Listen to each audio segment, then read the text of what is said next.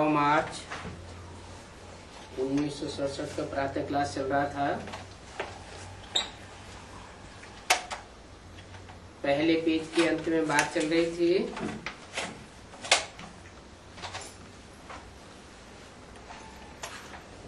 जो मनुष्य बाप को नहीं जानते हैं तो निर्धन के हुए ना। ये भी ड्रामा मौजूद है। अभी मैं कितना देने के लिए और कितना लेने के लिए आया हुआ हूँ। क्या लेता हूँ और क्या देता हूँ। भक्ति मार्ग में ईश्वर अर्थ दान करते हैं, किस लिए करते हैं? कोई कामना तो जरूर रखते हैं। समझते हैं जैसा कर्म करेंगे उसका फल अगले जन्म में जरूर पावेंगे, और इस जन्म में जो करेंगे तो उसका फल दूसरे जन्म में पावेंगे। 9 मार्च 1967 की वाणी का दूसरा पेज। समझते हैं कि हम जन्म जन्मांतर पावेंगे। एक जन्म के लिए फल मिलता है। सबसे अच्छे से अच्छा कर्म होता है दान करना, और दानी को पुण्यात्मा कहा जाता है। भारत को महादानी कहा जाता है।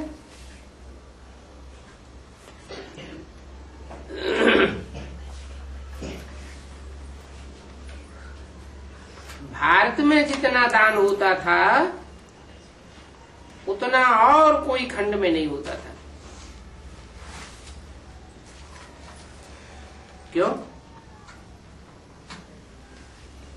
भारत में ही सबसे जास्ती दानी की गायनी क्यों है? क्योंकि भारत में भगवान आकर के सच्चा दान करना सिखाते हैं। बाप आकर के बच्चों को दान करते हैं ना, बच्चे फिर बाप को दान करते हैं। कहते हैं बाबा आप जब भी आवेंगे तो हम अपने तन मन धन सब कुछ आपके हवाले कर देंगे। आप बिना हमारा कोई भी नहीं है। बाप भी कहते हैं मेरे लिए तो तुम बच्चे ही हो। तुम बच्चे बना? कौन से तुम बच्चे? बाप के सिर में तुम किससे कहा जाता है? जो सन्मुख बैठते हैं वो ही बाप के बच्चे। जो प्रैक्टिकल में आए हुए बाप के सन्मुख प्रैक्टिकल में नहीं बैठते हैं वो बाप के बच्चे नहीं हैं।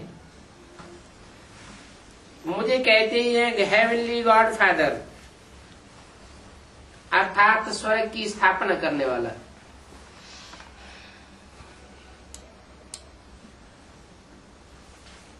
तो जो स्वर्ग की स्थापना करने वाला है वो आकर के तुमको स्वर्ग की बादशाही देता है।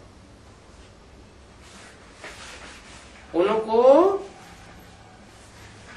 जो कि मेरे अर्थ सब कुछ देते हैं उनको स्वर्ग की बादशाही देता हूं। कहते हैं सब कुछ आपका है। भक्ति मार्ग में भी कहते थे बाबा ये सब कुछ आपका ही दिया हुआ है। लेकिन फिर अगर नष्ट हो जाता है तो दुख हो जाता है। वो तो भक्ति मार्ग का अल्पकाल का सुख या दुख है। बाप समझाते हैं भक्ति मार्ग में तुम मुझे दान पुण्य करते रहते थे लेकिन इनडायरेक्ट करते थे, गुरुओं के थ्रू करते थे, और यहाँ तो मैं डायरेक्ट आया हुआ हूं। यहाँ तुम कोई देहधारी गुरुओं के थ्रू दान पुण्य नहीं करते हो। यहाँ तुम डायरेक्ट बाप को करते हो और उसका फल तुमको मिलता ही रहता है। इस समय मैं बैठ करके तुमको कर्म, अकर्म और विकर्म की गति समझाता हूं। कर्म क्या है? जो श्रीमत के अनुकूल कर्म किया, बाप की याद में किया, वो कर्म है। और अकर्म क्या है? बाप की ही याद में अकर्म हो जाते हैं। और विकर्म वो होते हैं जो श्रीमत के अनुकूल भी नहीं होते और बाप की याद में भी नहीं होते, देहभान में होते हैं या देहधारी मनुष्यों की याद में होते हैं। भक्ति मार्ग में तुम जैसे कर्म करते हो, उनको अल्पकाल का सुख मिलता ही रहता है। इन बातों को दुनिया में कोई नहीं जानते। बाप ही आकर कर्मों की गति समझाते हैं। सतयुग में कब कोई बुरा कर्म नहीं करते। क्यों नहीं करते हैं? क्योंकि वहाँ आत्म की स्थिति पक्की होती है, देहभान नहीं होता है तो बुरा कर्म भी नहीं होता है।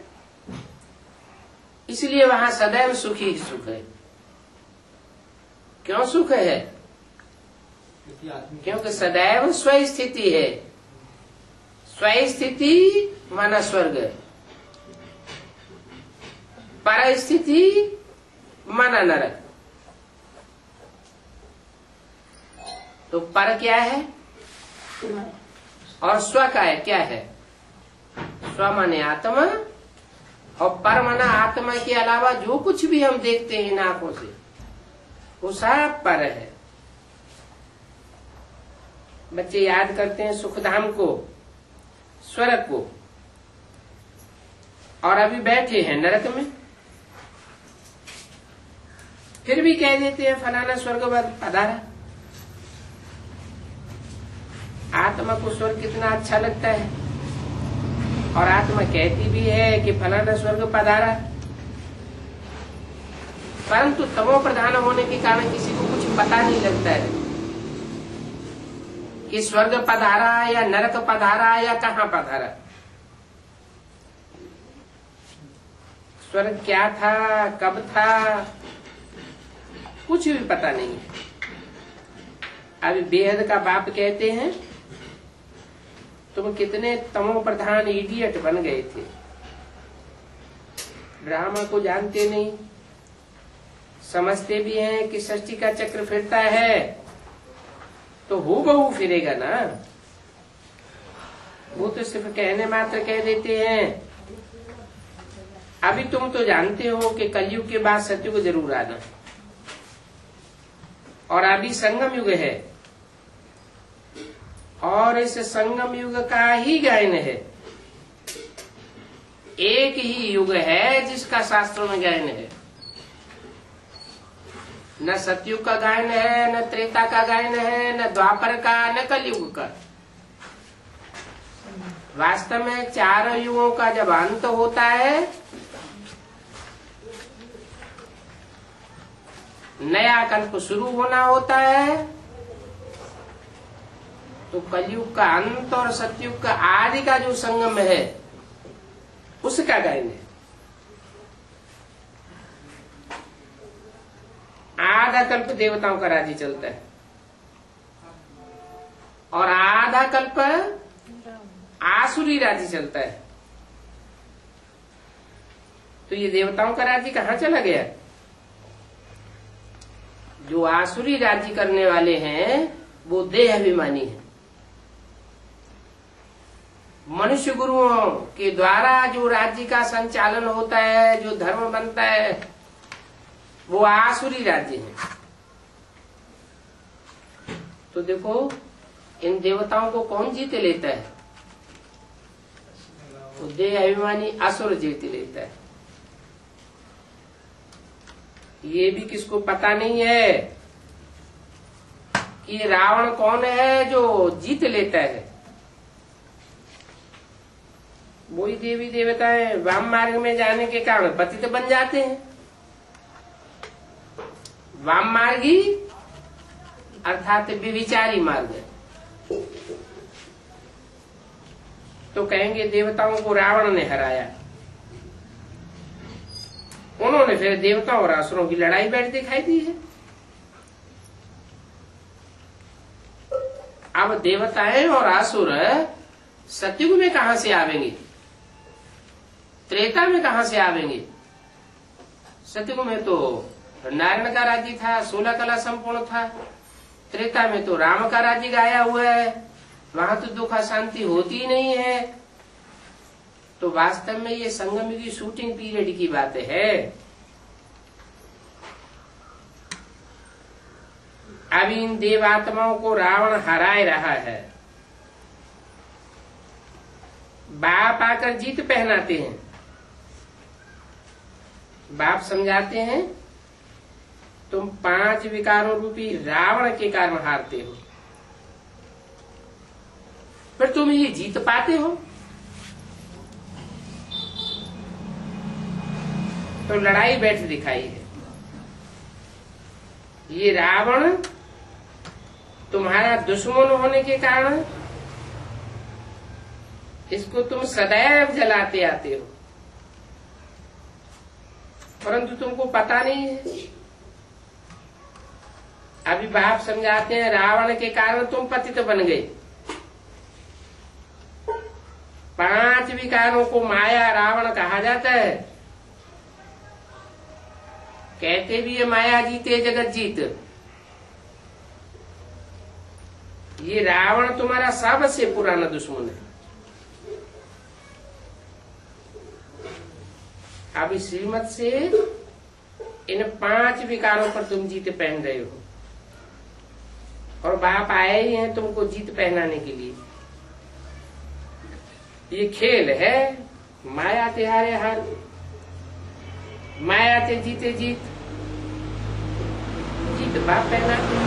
तुमको पता है कि उन बाप को सर्वशक्तिवान कहा जाता है। रावण भी कोई शक्ति कम नहीं रखता है, वो भी सर्वशक्तिवान है, परंतु वो दुख देता है। बाप आकर के सुख देते हैं। रावण को तुम जीत पहनते हो। अभी तुम समझ गए हो ये रावण बहुत दुष्टर है, और ये रावण तुम्हारी राजाई छीन लेते हैं। जानते हो हम कैसे हारते हैं, फिर कैसे जीत पहनते हैं। आत्मा चाहती है, हमको शांति चाहिए, शांति चाहिए, और कहते भी हैं शांति देवा। हम अपने घर जावेंगे तो घर जाने के लिए शांति देवा को याद करते हैं। अब वो देवा कौन है? शांति देने वाला देवा कौन है? कोई तो होगा ना। भक्त लोग तो भगवान को याद करते हैं, याद करते हैं, परंतु पत्थर बुद्धि होने के कारण समझते नहीं है कि भगवान क्या चीज है। भगवान बाबा है तो जरूर बाबा से स्वर्ग का वर्षा मिलता होगा, मिलता तो जरूर, परंतु कब मिलता है और वो मिला हुआ वर्षा कैसे गवाते हैं ये नहीं जानते। बाप कहते हैं मैं इस ब्रह्मातन द्वारा तुमको समझाता हूं, और ये समझाने के लिए मुझे भी आर्गन्स चाहिए, क्योंकि मुझे अपनी कर्मेंद्रियां तो है नहीं। क्यों नहीं है मुझे अपनी कर्मेंद्रियां? है शरीर। मुझे अपनी कर्मेंद्रियां होती तो मैं भी जन्म मरण के चक्र में आता। जिनको जिनको अपनी कर्मेंद्रियां होती हैं, अर्थात रथ होता है, वो सब स्वार्थी हो जाते हैं। एक मैं ही हूं जिसको ना अपना रथ है ना अपनी कर्मेंद्रियां हैं, इसलिए मैं ही अकेला परमार्थी हूं। बाकी चाहे देव आत्माएं हो, चाहे मनुष्य आत्माएं हो, चाहे राक्षसी आत्माएं हो, सब देह अभिमानी होते हैं। सबको देह का होना होता है, सब स्वार्थी है, अपने अपने लिए करते हैं। दूसरों के लाभ की चिंता, कल्याण की चिंता और दुनिया में कोई को नहीं रहती।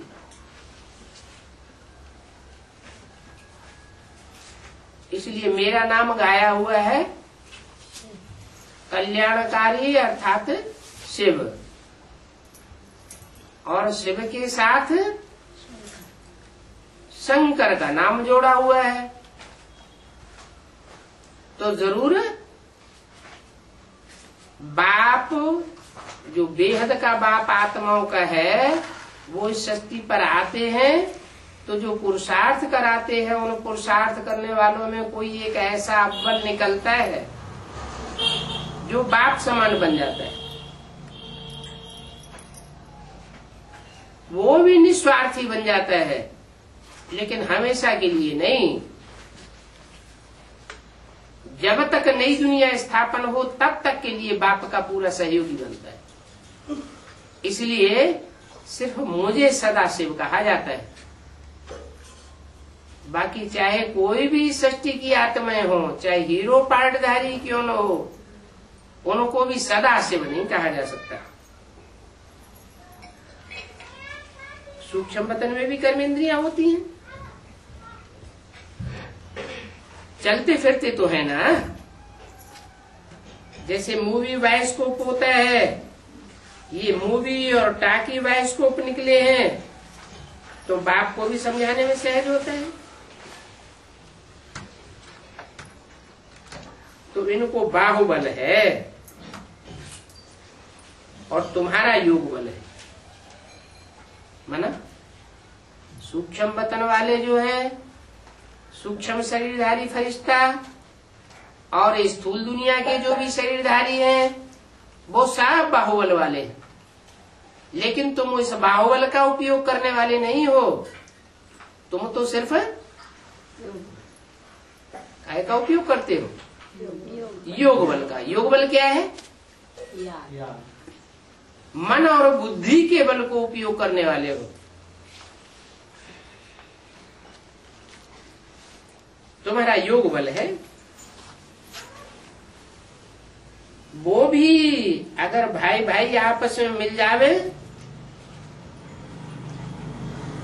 जो बाहुबल वाले हैं, वो भी भाई भाई अगर आपस में मिल जावे तो सारे विश्व के ऊपर राज्य कर सकते हैं। लेकिन ये कायदा नहीं है कि बाहुबल वाले मिलकर के एक हो जावे। ये तो तुम्हारे योग बल में ताकत है कि तुम विश्व की बादशाही पाते हो। 9 मार्च 1967 की वाणी का 3रा पेज, उनमें अभी फूट पड़ी हुई है। वो है साइंस घमंडी, और बाप तुमको साइलेंस घमंडी बनाते। उसके लिए तुमको कहते हैं मनमना भव, अपन को आत्मा समझो और मुझे याद करो। ऐसा तुम करेंगे तो तुम जगत जीत बन जाएंगे। याद से ही तुम सतो प्रधान बनेंगे। याद के अलावा और कोई दूसरा तरीका नहीं है। बहुत सहज उपाय बताते हैं। तुम जानते हो शिव बाबा आए हुए हैं, ये तुम जानते हो, औरों को पता नहीं है। जानते हो कि हम बच्चों को फिर से स्वर्ग का वर्षा देने के लिए आया हुआ है। तुम्हारा जो भी कलयुगी बंधन है, बाप कहते हैं अब उनको भूल जाओ। 5 विकार भी हमको दान में दे दो। ये तुम जो मेरा मेरा करते आए हो, मेरा पति, मेरा फलाना, ये अब सब कुछ भूल जाओ।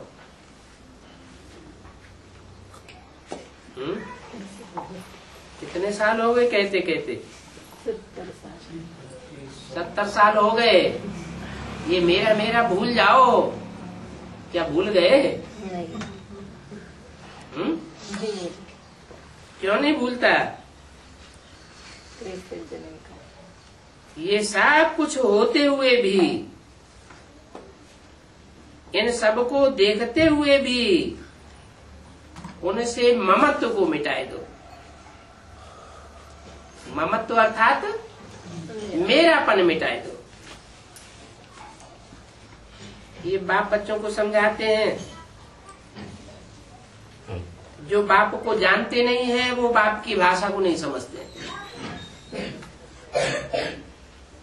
जो बाप को जानते हैं वो बाप की इस भाषा को समझते हैं।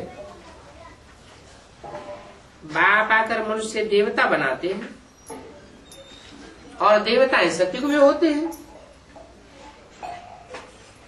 इस पतित दुनिया में देवताएं कोई हो न सके। कलयुग में होते हैं मनुष्य।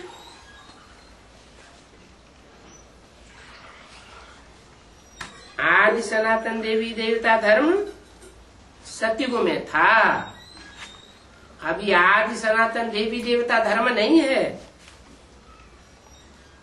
परंतु उसकी निशानियां तो है ना, अर्थात चित्र हैं जो उन देवताओं के चरित्र की यादगार है। बाप समझाते हैं, आगे तुम मेरे लिए गाते थे, आपे ही पूज्य आपे ही पुजारी, लेकिन ये तो रंग बात है। मैं न पूज्य बनता हूं न पुजारी बनता हूं। तुम खुद ही पूज्य देवता बनते हो और जब पतित बनते हो तो अपने ही स्वरूप की पूजा करने लग पड़ते हो।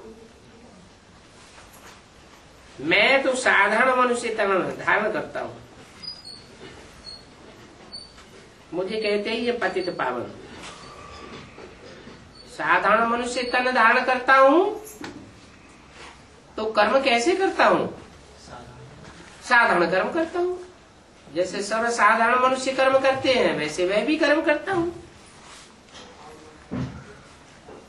फिर भी मैं डिग्रेड नहीं होता हूं।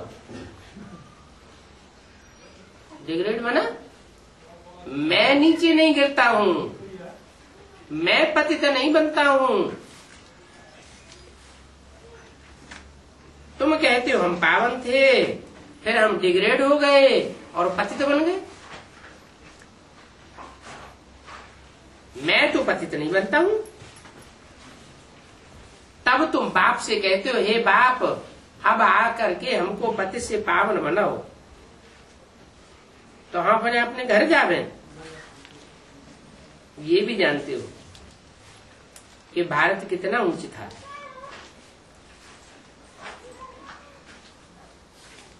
ये स्पिरिचुअल अविनाशी ज्ञान रतन है। उन शास्त्रों की तो फिलॉसफी है, उनमें रतन नहीं होते, उनमें तो पत्थर ही पत्थर होते हैं। एक दूसरे को डिग्रेड करने की बातें हैं। और शास्त्रों की फिलॉसफी को पढ़ने से तुम पत्थर बुद्धि बन गए। कह देते हो परमपिता परमात्मा पत्थर टिककर भीतर में है। अब परमात्मा सर्वव्यापी कैसे हो सकता है? वो सर्वव्यापी तो होता नहीं। तो जो पत्थर बुद्धि है वो ऐसे समझ लेते हैं। भक्ति मार्ग में रावण द्वारा पत्थर बुद्धि बनते हो तो ये नई नॉलेज है। दुनिया में इस प्रकार की नॉलेज और कोई की बुद्धि में नहीं है। सब धर्म संप्रदाय इस समय समझे बैठे हैं परमात्मा सर्वव्यापी है, और तुम कहते हो सर्वव्यापी नहीं है, वो एक व्यापी है। बाप कहते हैं तुमको ये नॉलेज अभी मैं सिखाता हूँ। रचना और रचयिता के आज मध्यंत का राज समझाता हूँ। अब है पुरानी दुनिया।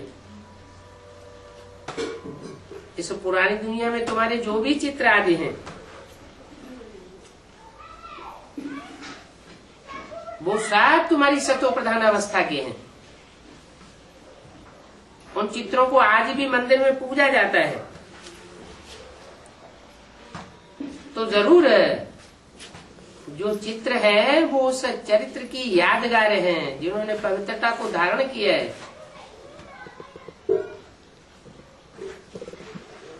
अब अगर ऐसा स्वरूप धारण करना है तो जो भी इस दुनिया के पतित मनुष्य हैं उन सब से ममत्व निकाल दो, उन सबको मेरे हवाले कर दो। मेरे नहीं है क्या समझो, सब कुछ तेरा, कुछ नहीं मेरा। फिर स्वर्ग की बादशाही 21 जन्मों के लिए मैं तुम्हारे हवाले कर दूंगा। तो ये लेन देन तो होती है ना। बाप तुमको 21 जन्मों के लिए राजभाग देते हैं। 21 जन्म अर्थात पीढ़ी गाई जाती है, पूरी लाइफ चलती है 21 जन्म के लिए। बीच में कब शरीर छूट नहीं सकता, यहाँ तो बीच में ही शरीर छूट जाता है, अकाले मौत हो जाती है, पेट में भी बच्चा मर पड़ता है। वहां बीच में कब भी शरीर छूटेगा नहीं, अकाले मृत्यु होगी नहीं। तुम अमर बन जाते हो और अमरपुरी के मालिक बन जाते हो। ऐसे मालिक बनते हो कि तुमको काल नहीं खा सकता। काल माना समय तुम्हारे ऊपर विजयी नहीं बन सकता। तुम इच्छा मृत्यु पाते हो, जब चाहते हो तब शरीर छोड़ते हो। अभी तुम मरने के लिए पुरुषार्थ कर रहे हो। क्या मरने के लिए कौन पुरुषार्थ करता है? हाँ, जो भी देह अभिमान है उस देह अभिमान को जीते जी मिटाने के लिए तुम पुरुषार्थ कर रहे हो। देह सहित जो भी देह के संबंध हैं उन सबको बुद्धि योग से छोड़ तुम एक बाप से संबंध रखते हो। अभी जाना ही है सुख के संबंध में, तो इन दुख के संबंधों को भूलते जाएंगे। गृहस्थ व्यवहार में रहते पवित्र बनना है, गृहस्थ व्यवहार को छोड़ना भी नहीं है। बाप कहते हैं माम एकम याद करो, दैवी गुण भी धारण करो। इन देवताओं जैसा बनना है, दैवी गुण धारण करेंगे तब ही देवता जैसे बनेंगे। ये एम ऑब्जेक्ट है। ये लक्ष्मी नारायण स्वर्ग के मालिक थे।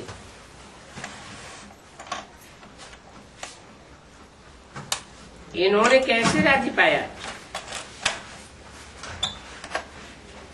फिर ये राज्य इनका कहाँ चला गया इसको भी पता नहीं है।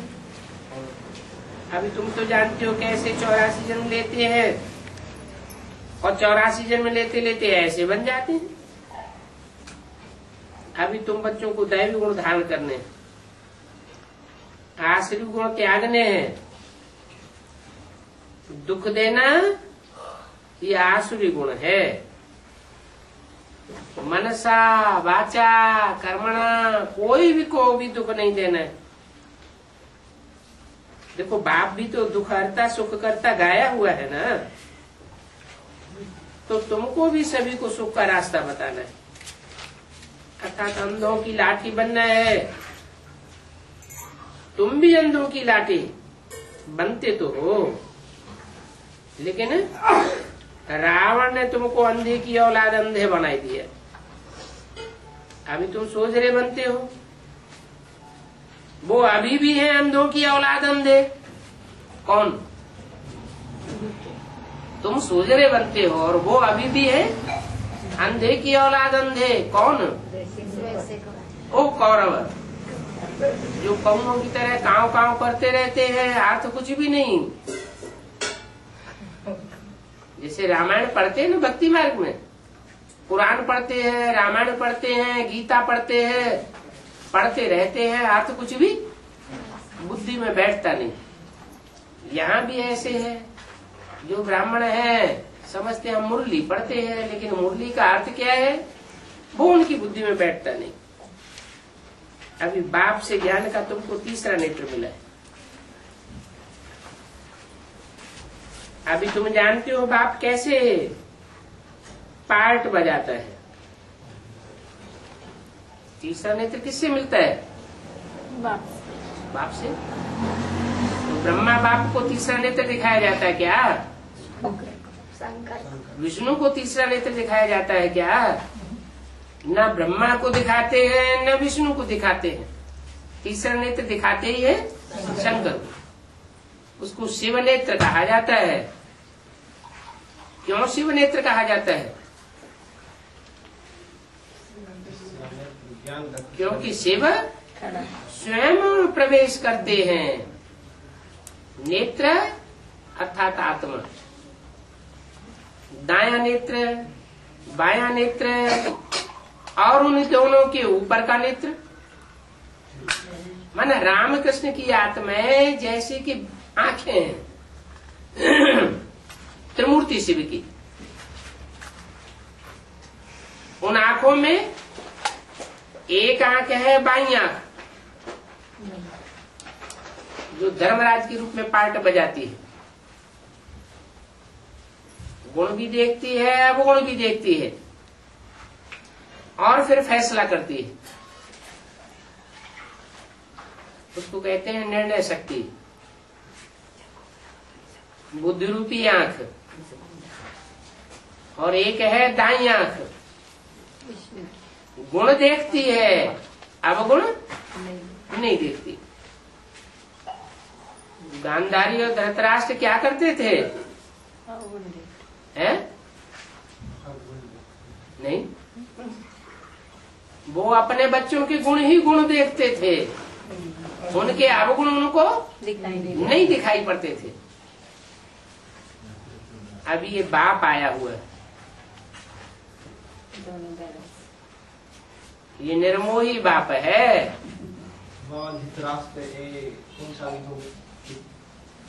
जिसने सारे राष्ट्र को धारण कर लिया। यज्ञ के आदि में यज्ञ की जो भी संपत्ति थी, जो भी संगठन की शक्ति थी, उसको किसने धारण कर लिया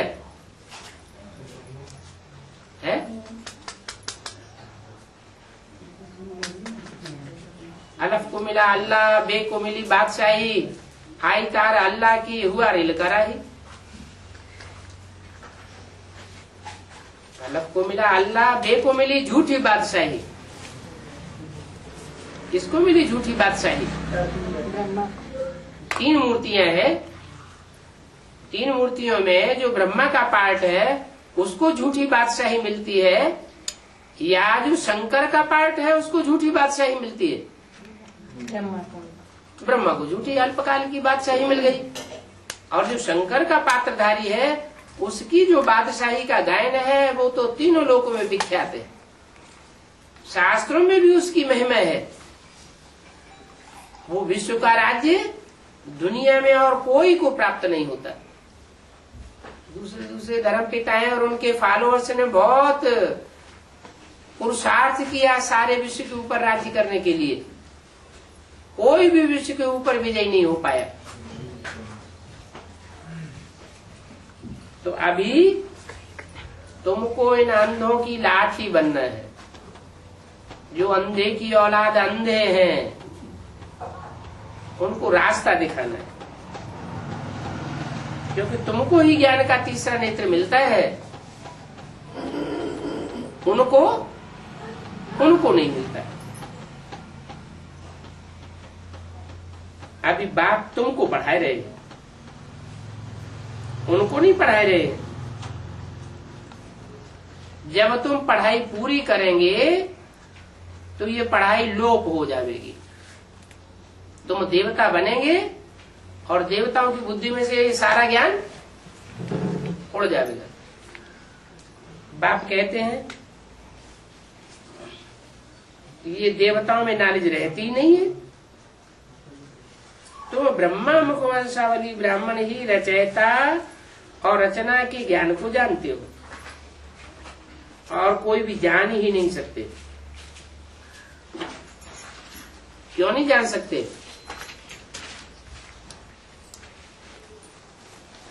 रचयिता के ज्ञान को क्यों नहीं जान सकते? जो रचयिता स्वरूप बनते होंगे उनके अंदर रचयिता का ज्ञान आएगा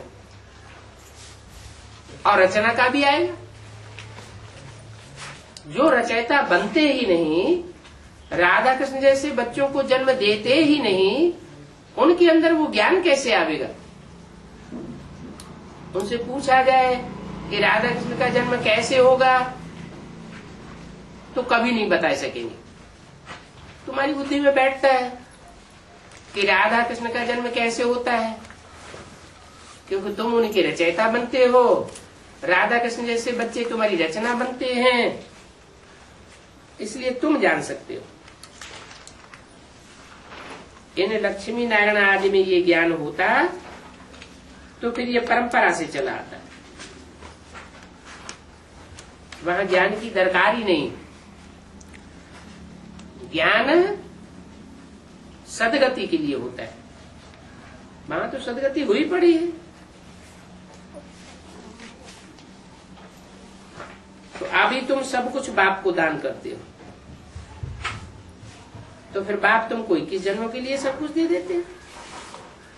ऐसा दान कब होता ही नहीं है जो तन मन धन संबंध संपर्क सब ईश्वर के लिए स्वाहा कर दे। तुम जानते हो हम तो सर्वस्व दान करने वाले, सब कुछ अर्पण कर देते हैं। बाबा ये सब कुछ आपका है और आप हमारे हो। अर्जुन ने क्या किया था और दुर्योधन ने क्या किया था?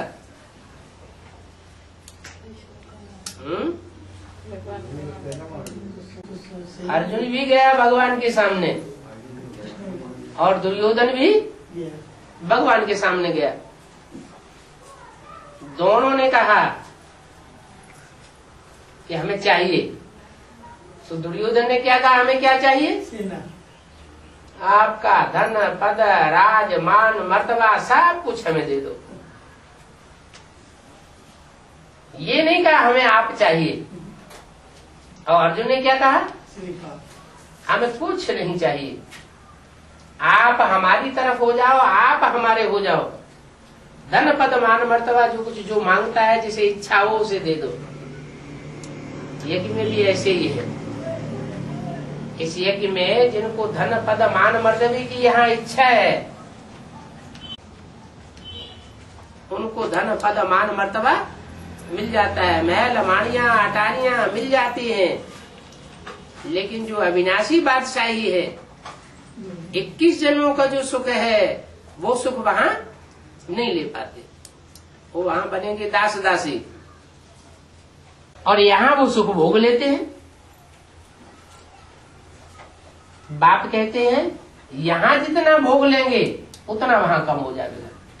यहाँ दूसरों के ऊपर जितना राजाई कर लेंगे उतनी राजाई वहां समाप्त हो जाएगी। तो तुम बच्चे कहते हो आप ही हमारे हो,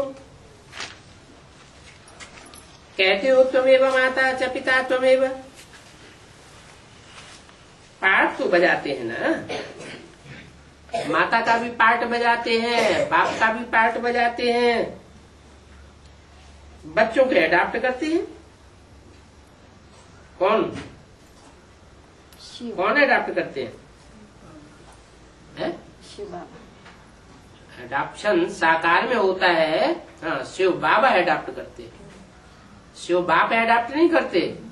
शिव बाप साकार में प्रवेश करते हैं, माँ के रूप में पार्ट बजाते हैं तो भी अडॉप्ट करते हैं, और बाप के रूप में पार्ट बजाते हैं तो भी अडॉप्ट करते हैं। कहते हैं तुम मेरे हो और अडॉप्ट ही नहीं करते, खुद ही उनको पढ़ाई भी पढ़ाते। माँ के रूप में पार्ट बजाते हैं तो माँ के रूप में बेसिक शिक्षा देते हैं, बाप के रूप में पार्ट बजाते हैं तो हायर एजुकेशन एडवांस नॉलेज देते हैं।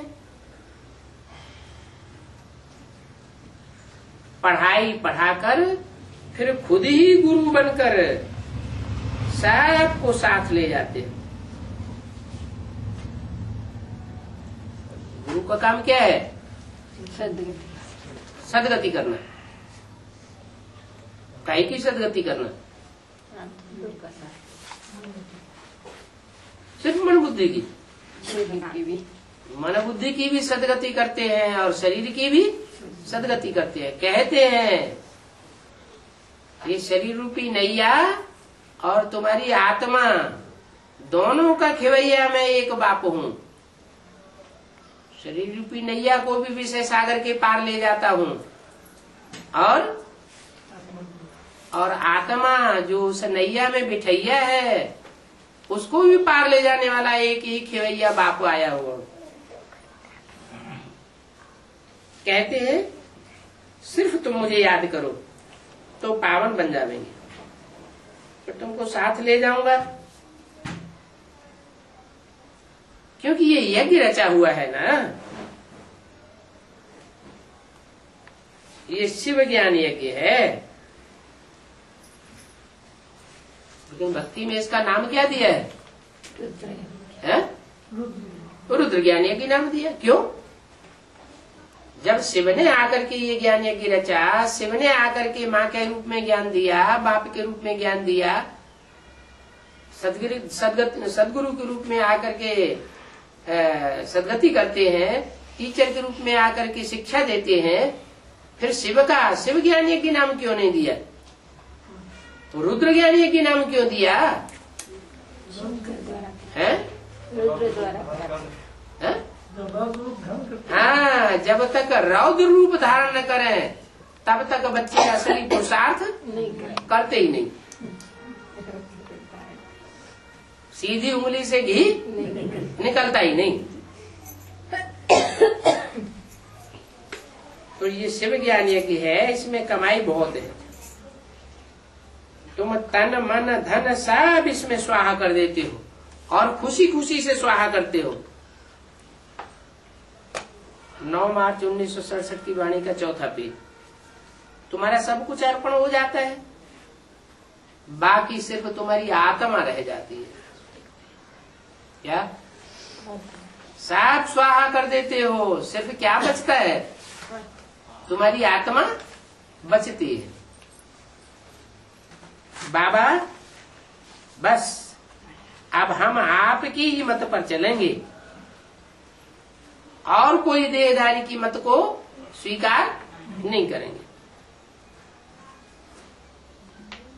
तो देखो, बाप कहते हैं अभी तुम्हें घरग्रस्त व्यवहार में रहते पवित्र बनना है।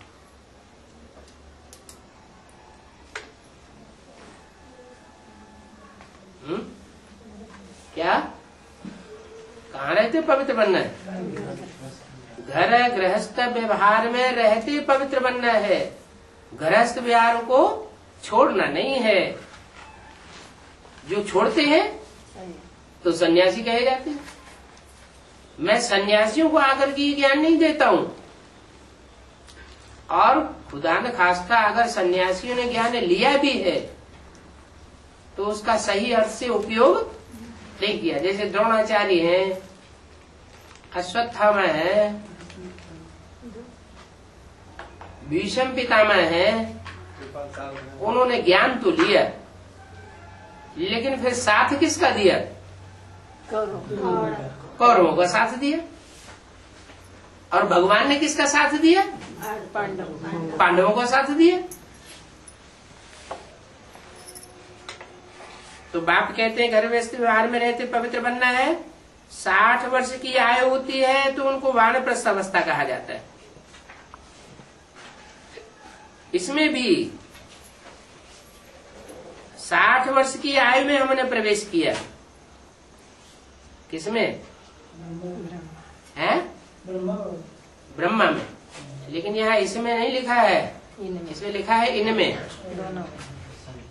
माना रामकृष्ण की आत्माओं में जब 60 वर्ष की अवस्था इनकी होती है तब मैं इनमें प्रवेश करता हूँ। माना सन 36 में राम बाप की आत्मा अपने अंतिम जन्म में 84वां जन्म प्राप्त तो किया, लेकिन 60 वर्ष जब पूरे हुए तब प्रवेश किया। उस समय ब्रह्मा बाबा की आयु 60 वर्ष नहीं थी, उनकी 90 साल आयु थी। और कराची से मुरली निकलती चली आई। पहले मुरली नहीं चलाते थे, 10-15 पेज लिखते थे, बाप लिखाते थे। जब से मुरली निकलती चली आई है तब से कराची बना। कराची पाकिस्तान से मुरली निकलती चली आई। कब निकली? जब वो राम बाप की आत्मा यज्ञ छोड़ करके चली गई। तो जो माताएं थी त्रिमूर्ति में निमित्त, उनके द्वारा बाद में वाणी चलाएगी। बाप उनके द्वारा लिखाते थे, ब्रह्मा बाबा लिखते थे, फिर उसकी कापियां निकलती थी। बाद में वो माताएं भी चली गई। जो मुरली में बोला है जब पाकिस्तान बना तो तुम्हारा जन्म भी हुआ ना। तो पाकिस्तान कब बना? 47 में। 47 में जब पाकिस्तान बना तब तुम्हारा जन्म भी हुआ। माना उन माताओं ने जन्म लिया जिनके लिए मुरली में बोला है कोई 20 कोई 25 वर्ष के हो गए होंगे। तो वो माताएं उनमें कोई 20 वर्ष की है जिसकी तरफ बाबा का इशारा है। तो 60 वर्ष की उस समय आयो दादा लेखराज ब्रह्मा की हुई 47 में। तो हमने इनमें प्रवेश किया तो इनसे सब कुछ छुड़वा दिया। बाप कहते हैं बहुत जन्मों के भी अंत के जन्म में मैं इनमें आता हूं।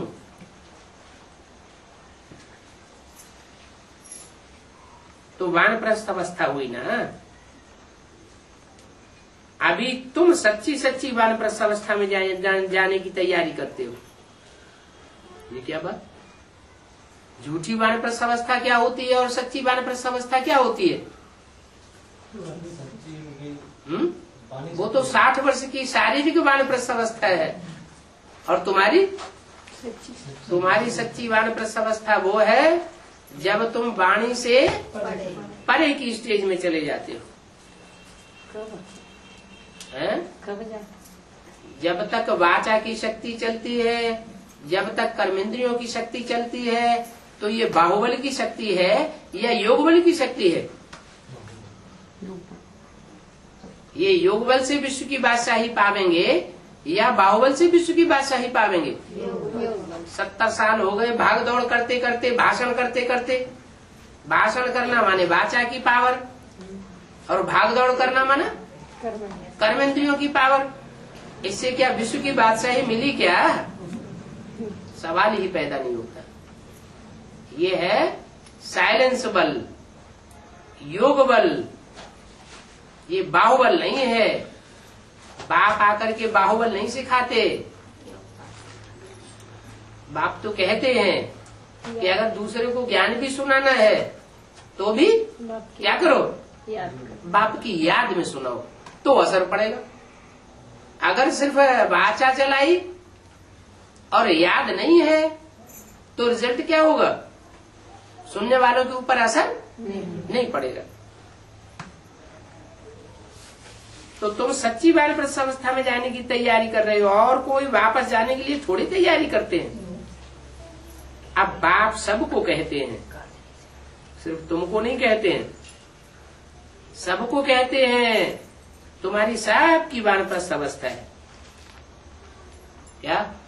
चाहे बूढ़ा हो चाहे बच्चा हो, सबका आखिरी जन्म है और सबकी वानप्रस्थ अवस्था है। इसलिए मन मना बा वानप्रस्थ अवस्था में ही गुरु से मंत्र लिया जाता है। क्या? जब तक वाणी से परे की स्टेज नहीं हुई है तब तक सद्गुरु काम नहीं करता, मंत्र काम नहीं करेगा। अब तुम सद्गुरु का मंत्र लेते हो, अभी टाइम आ गया तो मन मना बो, ये भगवान वाच है। क्या? वाच है।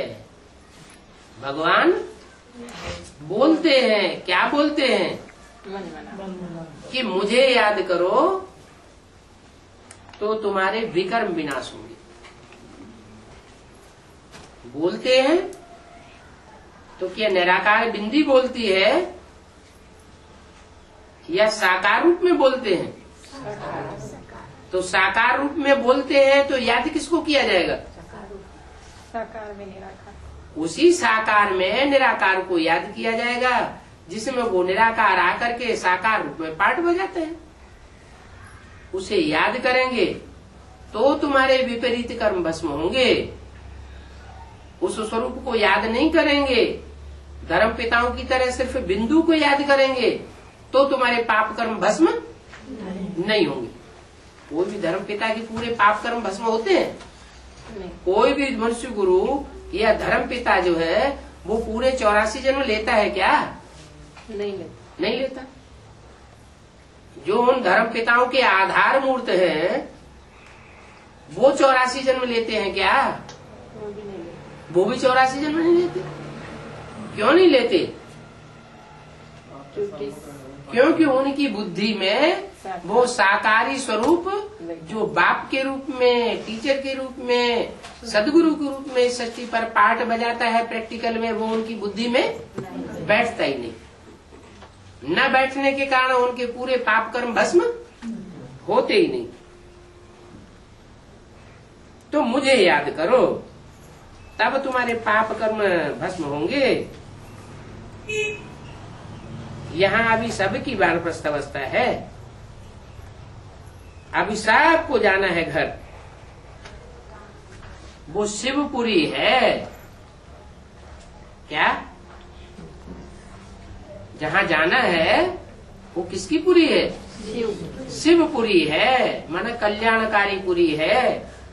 और यहाँ जा रहे हैं शिवपुरी में। गए नहीं अभी तो कल्याणकारी पुरी में है या शिवपुरी में है? कल्याण हो रहा है। कल्याण हो रहा है, हुआ नहीं। कल्याण होगा कहाँ? शिवपुरी में कल्याण होगा। तो जब तक शिवपुरी की स्टेज में नहीं पहुंचेंगे तब तक दुनिया का कल्याण नहीं हो सकता। हमारा अपना भी कल्याण नहीं हो सकता। वो विष्णुपुरी, वो शिवपुरी और ये रावणपुरी। वो शिवपुरी, उसका अधिष्ठाता कौन दिखाया है? शंकर। शांति देवा। देवा भगवान नहीं कहा, क्या कहा? शांति देवा। वो विष्णुपुरी। कैसी पुरी? विष्णु। नो विष एट ऑल। क्या? कुछ न कुछ विषय रह जाए, विषय विकार रह जाए, उसको विष्णुपुरी नहीं कहेंगे। न मनसा में, न वाचा में, न कर्मेंद्रियों में विषय विकार की भाषण आवे, उसको कहेंगे विष्णुपुरी। और ये है रावणपुरी। रावणपुरी माने रावण किसे कहा जाता है? रुलाने वाले को रावण कहा जाता है। इस दुनिया में सब एक दूसरे को मनसा वाचा कर्मणा दुख देते रहते हैं। तो दुख देते हैं तो दुखी आदमी क्या करता है?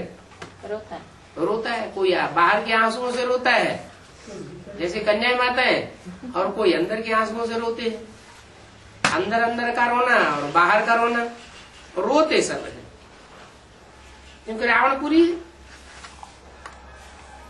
इन सब को नंबरवार पुरुषार्थानुसार बाप का बनना है। कोई तो बाप का बनते भी हैं, ऐसे नहीं बनते नहीं हैं, बनते भी हैं। फिर अहो मम माया, क्या तो बाबा का भी ममत्व है। अहो मम माया, मेरी माया। अहो मम माया, कैसे कैसे भागंती हो जाते हैं। ड्रामा में जो कल्प कल्प पहले हुआ है वही तो होगा ना। क्या हुआ है, कल्प पहले भी भाग गए थे बन करके, और अभी भी भाग जाते हैं। ये कि आज में भी खून से लिख करके दिया और भाग गए, और अभी भी संकल्पों का खून होता है, मनन चिंतन मंथन चलता है, हाँ ना ना हाँ है, बुद्धि में खूब संघर्ष चलता है, और फिर उसके बाद लिख करके स्टाम्प पेपर पर लिख के दे देते हैं, और उसके बाद फिर भी भाग जाते।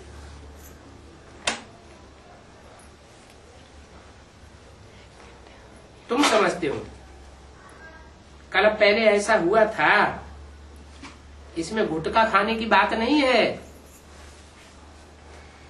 क्या? कि ऐसा क्यों होता है? Nothing new. हम इसकी चिंता क्यों करें? कौन है? हम बच्चे जो निर्मोही बाप के निर्मोही बच्चे हैं। निर्मोही राजा की कथा है ना। कौन था निर्मोही राजा? कौन सी युग में दिखाया गया है भक्ति मार्ग में? सत्य हरिश्चंद्र। सतयुग में सत्य हरिश्चंद्र राजा था, निर्मोही राजा।